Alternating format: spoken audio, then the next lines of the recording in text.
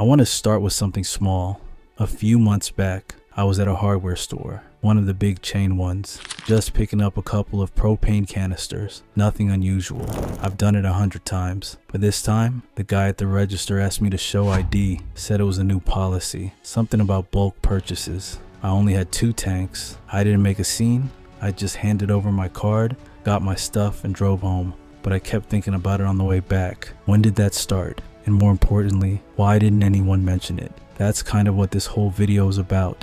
Not panic, not some grand theory about the end of the world, just noticing things quietly and then asking whether those things connect to each other in a way that matters. I've been doing this for a while now, paying attention to the small stuff, the policy changes, the quiet regulatory updates, the things that don't make headlines but show up in your daily life if you're looking. And over the last couple of years, I've started to see a pattern.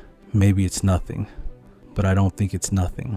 What I want to walk you through today are 5 categories of things that are becoming harder to get, harder to store, or harder to use without someone somewhere knowing about it. I'm not calling it a blacklist to be dramatic. I'm calling it that because that's what it functionally is. A slow, quiet narrowing of what's available to the average person who just wants to take care of themselves. You've probably noticed some of this yourself. Let's start with energy, fuel, heat, the ability to cook your own food. Most people don't think about propane until the power goes out.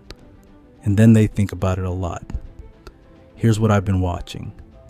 There's a slow but real push towards centralized energy access, smart meters, digital consumption tracking, grid-tied everything. And on the surface, that sounds fine. Efficiency, sustainability, all the right words. But here's the thing. When your energy access is fully digital and fully connected, it can also be fully controlled, not by you, by whoever manages the system. If you have 5 or 6 propane tanks stored properly, that's roughly 3 months of cooking and heat that exists completely outside that system. You don't need the grid, you don't need an app, you don't need anyone's permission. That's not a radical idea, that's just having a backup. But I've noticed, and this is the part worth paying attention to, that buying in bulk is getting more complicated. In some areas, purchasing more than a couple of canisters at once now generates a record of sale that didn't exist a few years ago. It's not illegal, nobody's stopping you, but the transaction is no longer invisible. At first, it doesn't seem like a big deal, and maybe it isn't. But when you combine it with the broader push towards smart grid, dependency, it starts to feel less like coincidence and more like direction. My suggestion, and I'm not telling you what to do, just what I've done, is to rotate your fuel supply now while it's still straightforward. Don't stockpile all at once. Buy a tank here, a tank there. Store them somewhere sensible, somewhere dry, somewhere that is in the first place someone would look. The goal isn't to hide from anyone. The goal is to have options that don't depend on a system that could change the rules on you, because that system is already changing the rules. The second thing is communication, specifically the kind that doesn't require the internet. I know that sounds old-fashioned, and honestly, a year ago I might have glossed over this one too, but think about what happened during the last few major disruptions. Storms, outages, even just localized infrastructure failures. The first thing that gets unreliable is your phone signal. Not because the towers fall down, but because everyone's using them at once, or because the power feeding them goes out, or because, and this one's less talked about, access gets prioritized. Your smartphone is an incredible tool. I use mine constantly, but it's also a tool that requires a functioning network, a charged battery, and an account in good standing with a carrier. Take any one of those away, and it's just a rectangle of glass. A shortwave radio doesn't care about any of that. There's been a quiet but noticeable shift in how analog communication equipment is being regulated. High-powered transmitters are increasingly being pushed into licensed-only territory. That's not new.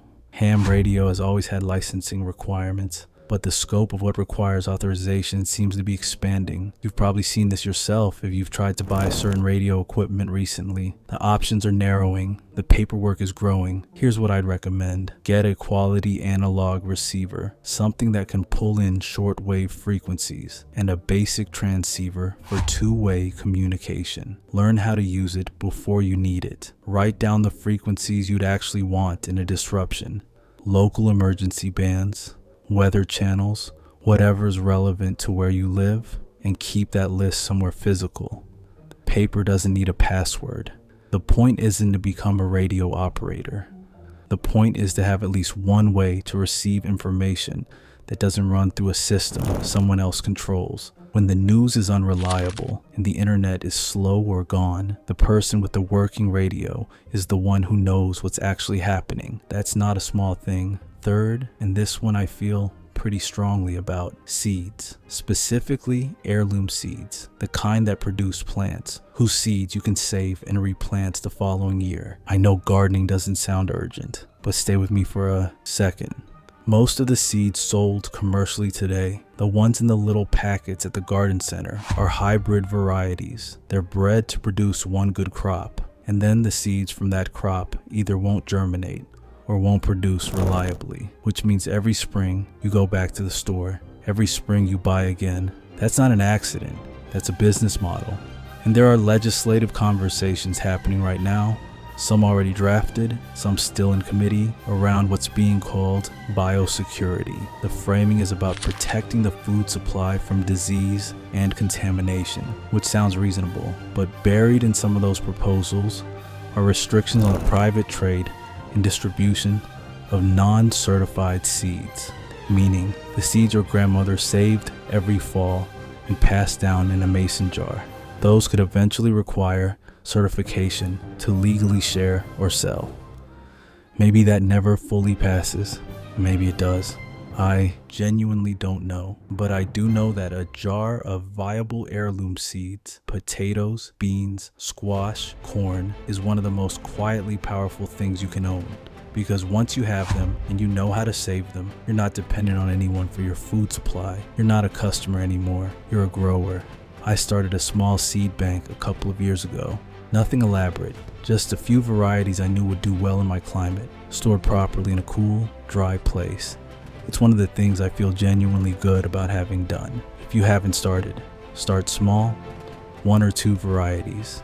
Learn the saving process. It's not complicated, but it takes a season to really understand it. The soil matters too, by the way. Healthy living soil, the kind that's been composted and cared for, produces food in a way that depleted, chemical-dependent soil just can't. That's a longer conversation, but it's worth starting.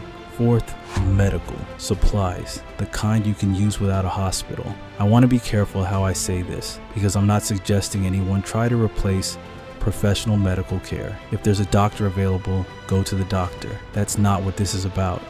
This is about the gap between when something goes wrong and when help arrives, or the gap that opens up when help isn't coming at all because the roads are out, or the hospital is overwhelmed, or the pharmacy has been closed for 3 days. You've probably seen this yourself in smaller ways. Certain medications that used to be over the counter are now prescription only. Some wound care supplies that were standard in any first aid kit are being reclassified. The stated reason is always safety, and sometimes that's genuinely true. But the practical effect is that your ability to handle a medical situation on your own, without a prescription, without a clinic, without a system, is quietly shrinking. What I suggest building is a real medical kit, not the little plastic box with a few bandages. I mean tourniquets, wound packing, chest seals, a good thermometer, and the knowledge to use all of it. There are solid courses available. Wilderness first aid, stop the bleed training that teach you exactly what to do in the critical minutes before help arrives. Beyond that, learn what your grandparents knew. Raw honey has genuine antimicrobial properties. High proof alcohol is a real disinfectant. Garlic has been used medicinally for thousands of years, not as a cure-all, but as a legitimate tool. These aren't folk remedies to replace medicine. They're backups for when medicine isn't available. In most crisis situations, the thing that kills people isn't the initial event. It's the infection that sets in afterward because there was nothing to treat it with. A small wound that goes septic, a fever that nobody caught in time. The ability to handle that in your own home with your own supplies is worth more than almost anything else on this list. And fifth, this one's a little different, is the idea of value that exists outside the digital system. I'm not going to tell you to buy gold. I mean, if you have the means, sure, but that's not really what I'm talking about. I'm talking about the kind of value that solves an immediate problem for someone standing in front of you. Think about what actually matters when things get difficult, not in a movie collapse kind of way, just in a the power's been out for a week and the stores are picked over kind of way, which, by the way, has happened. It happened in Texas in 2021. It happened in parts of Atlantic Canada after Fiona. It happens more than people realize. In those situations, what do people actually need? Lighters, salt, a way to sew something back together, a hand tool that works without electricity, basic things that solve basic problems. Those things have real value, tangible, immediate, undeniable value. And here's the part worth noticing. There are conversations happening at the regulatory level about unlicensed trade, about requiring digital records for transactions, about what it means to exchange goods without a paper trail. I'm not saying cash is going away tomorrow, but the direction of travel is pretty clear. More tracking, more documentation, more of every transaction running through a system that someone else manages. Having physical goods that people actually need and the skills to use them is a form of independence that doesn't require a bank account or a working app. A few silver rounds don't hurt either if you can manage it, not as an investment, just as something that holds value outside the digital ledger. The point is, think about what solves real problems for real people. Stock that, learn that, because in a disruption, the person who has what their neighbors need is never without options. I've been thinking about all of this for a long time, and I want to be honest with you. I don't have it all figured out. I don't know exactly how the next few years are going to unfold. Nobody does. Anyone who tells you they do is selling something. What I do know is that the window for doing this stuff quietly and easily seems to be getting smaller, not because of any single dramatic event, but because of 100 small policy changes, 100 small restrictions, 100 small moments, like the one I described at the hardware store. Individually, each one is easy to dismiss. Together, they point somewhere. I'm not asking you to be afraid. Fear doesn't actually help you prepare, it just makes you reactive. What I'm asking is that you pay attention, that you notice the small things, that you take the steps that make sense for your situation, your climate, your family. Fuel, communication, seeds, medical, capability, physical value. None of those are extreme ideas. None of them require you to believe in any particular theory about what's coming. They're just sensible, the kind of thing people used to do as a matter of course, before we all got comfortable assuming the system would always be there. My name is Shane. These are my field notes. I put these out because I think there are a lot of people who are quietly paying attention, who feel like something is shifting but can't quite name it. And I want to give that feeling some structure, some practical direction. Not panic, not preaching, just preparation. If that resonates with you, subscribe, come back. We'll keep working through this together, one practical step at a time. Stay grounded, stay ready, and take care of the people around you.